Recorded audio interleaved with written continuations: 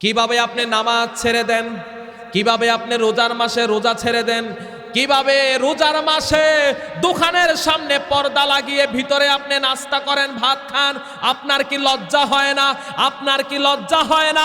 এই দুনিয়াতে মানুষের চোখ ফাঁকি দিতে পারেন, পর্দার ভিতরে আপনি নাস্তা করতে পারেন, পর্দার ভিতরে ভাত খেতে পারেন, পর্দার ভিতরে সিগারেট খাইতে পারেন। মনে রাখবেন, এই দুনিয়ার কেউ দেখে না, দুনিয়ার কোনো রাজা বাদশা দেখে না, আপনার স্ত্রী দেখে না, কেউ দেখে না, কিন্তু একজন সব সময় আপনাকে দেখে। তিনি কে? আল্লাহর চোখ ফাঁকি দিতে পারবেন না।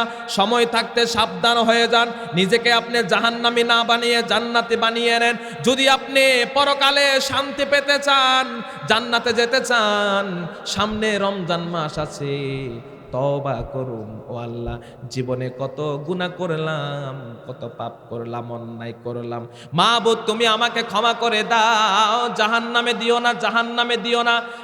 আপনি কত গুনাহ করেছেন, কত গুনাহ করেছেন। আপনার গুনাহ যদি সাগর পরিমাণ হয়ে যায়, এক সাগর পরিমাণ হয়ে যায়, আমার আল্লাহ আপনার জন্য 2 সাগর পরিমাণ ক্ষমা নিয়ে প্রস্তুত।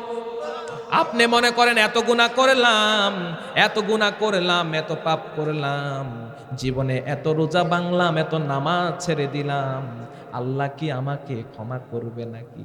এমন চিন্তা আসে না? আরো জোরে বলেন, এমন চিন্তা আসে কিনা? এত জুলুম করলাম, অন্যায় করলাম, পাপ করলাম, জিনা করলাম, বাটপারি করলাম, সুদ খেলাম, আল্লাহ কি আমাকে ক্ষমা করবে নাকি?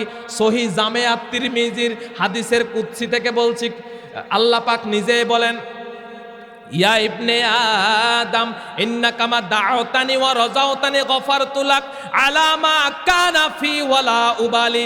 ওরে বনি আদম, তোমার গুনাহগুলা জমতে জমতে যত বেশি হোক না কেন, তোমার গুনাহ যত বেশি হোক না কেন, তুমি যদি একনিষ্ঠ হৃদয়ে আল্লাহর কাছে তাওবা করতে পারো, আল্লাহ তোমার জীবনের সকল গুনাহগুলাকে মুহূর্তের মধ্যে ক্ষমা করে দিবেন। ওয়ালা উবালি, এতে আল্লাহ কোনো পরোয়া করবেন না।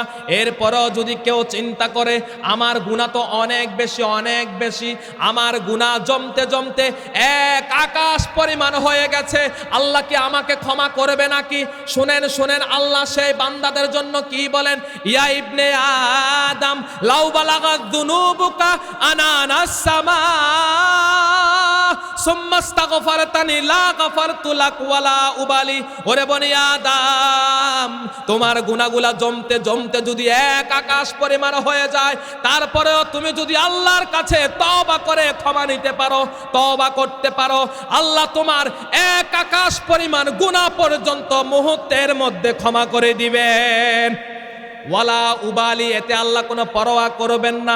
এরপরে আল্লাহ বলেন, এরপরও যদি কোনো বান্দা চিন্তা করে এক আকাশ কেন, আমার গুনাহ জমতে জমতে 7 আকাশ পরিমাণ হয়ে গেছে, 7 জমিন পর্যন্ত হয়ে গেছে, এত গুনাহ কি আল্লাহ আমাকে ক্ষমা করবে নাকি?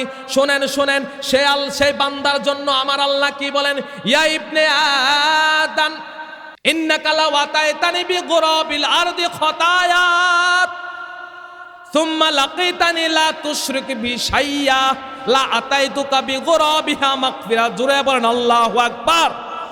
আমার আল্লাহ বলেন, ওরে বনি আদম, তোমার গুনাহগুলা জমতে জমতে যদি 7 আকাশ পরিমাণ হয়ে যায়, 7 জমিন পর্যন্ত চলে যায়, তারপরও তুমি যদি আল্লাহর কাছে তওবা করতে পারো, তওবার কারণে তোমার সব গুনাহগুলা আল্লাহ মুহূর্তের মধ্যে ক্ষমা করে দিবে।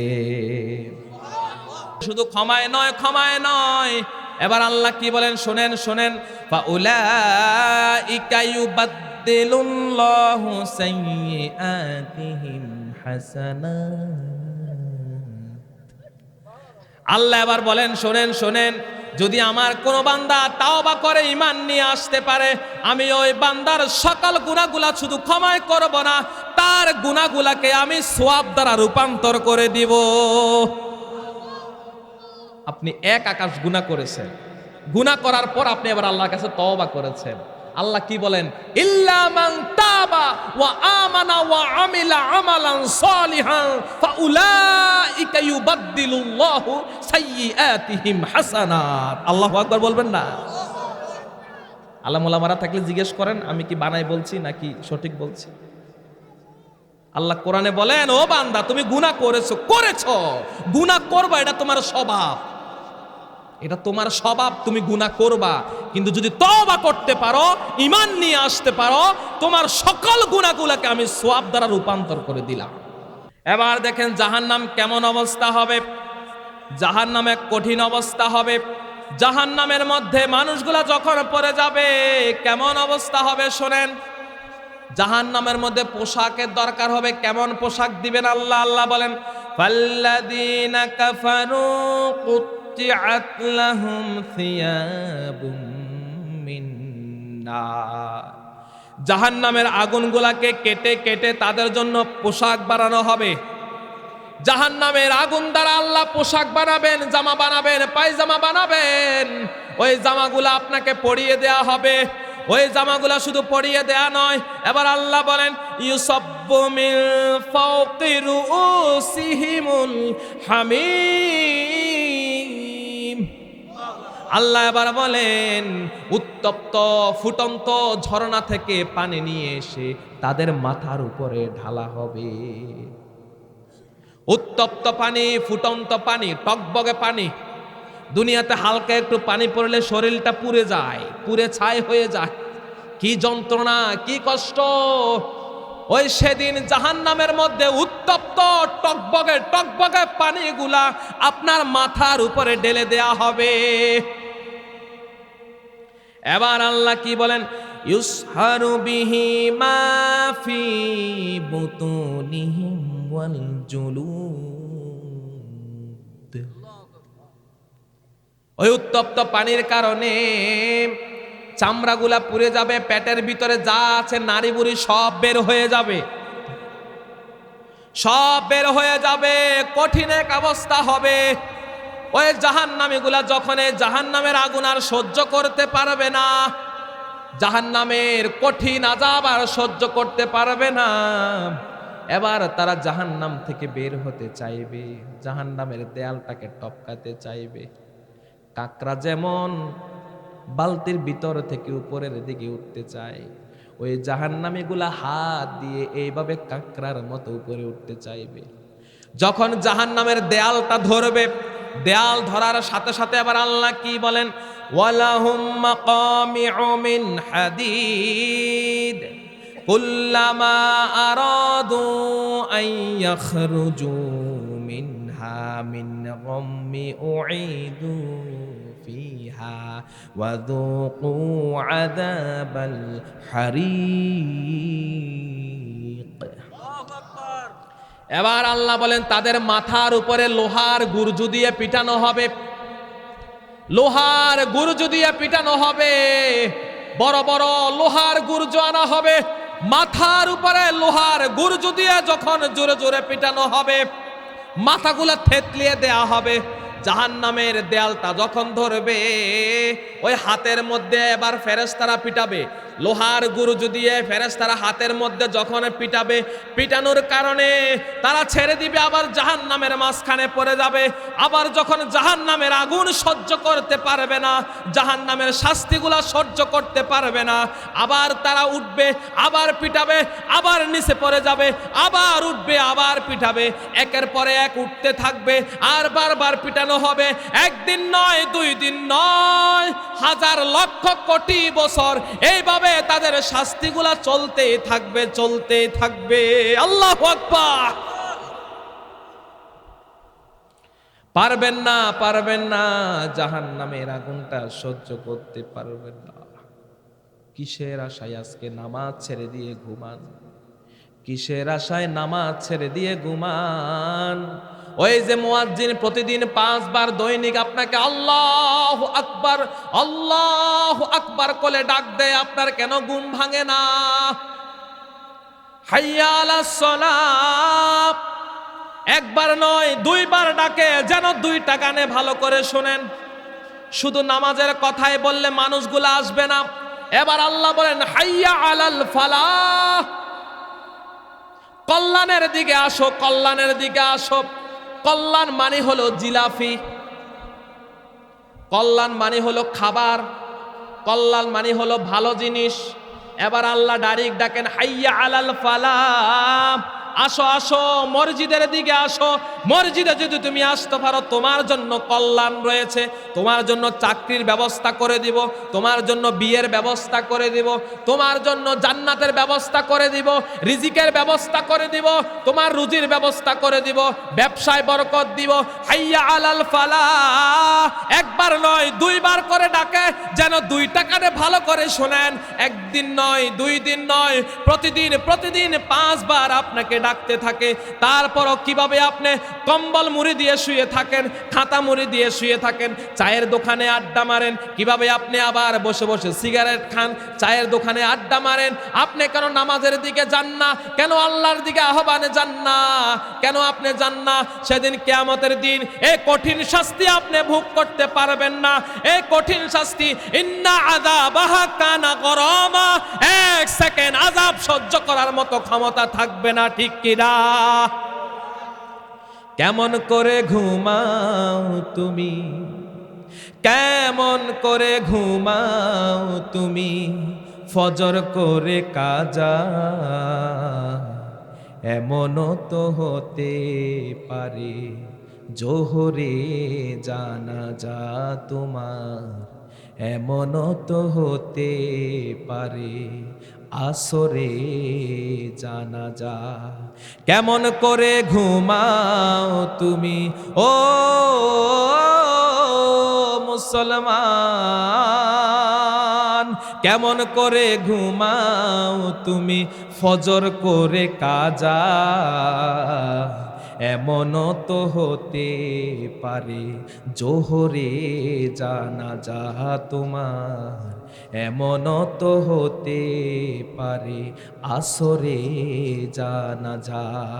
মুসলিম হয় না জন্ম নিলে মুসলমানের ঘরে, কাফের মুমিন তফাতটা হয় সালাতের উপরে, হে মানুষ সালাতের উপরে।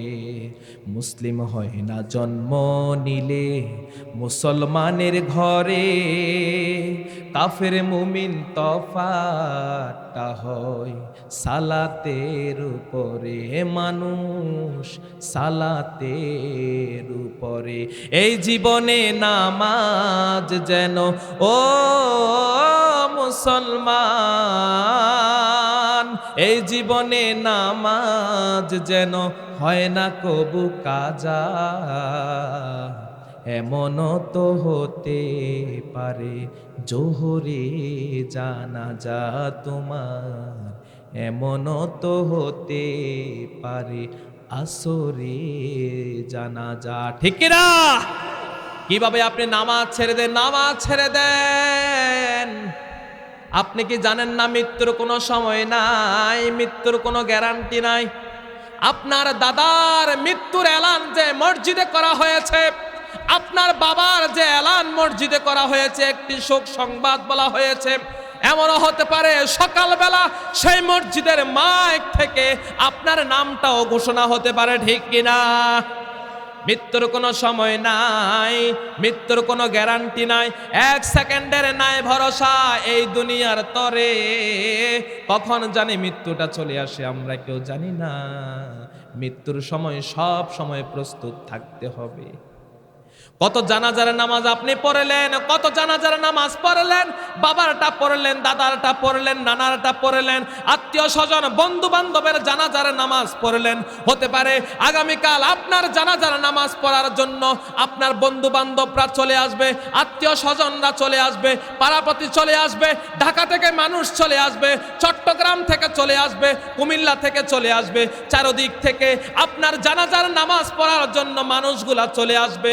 আপনার কোনো অবস্থায় থাকবে না, আপনার কোনো পরিচয় থাকবে না, শেষ বিদায় দিয়ে দিবে। ওই খাটিয়ার উপরে সবাই উঠেছিল, এমনও হতে পারে সকালবেলা ওই খাটিয়ার উপর আপনি উঠে যেতে পারেন, ঠিক কিনা?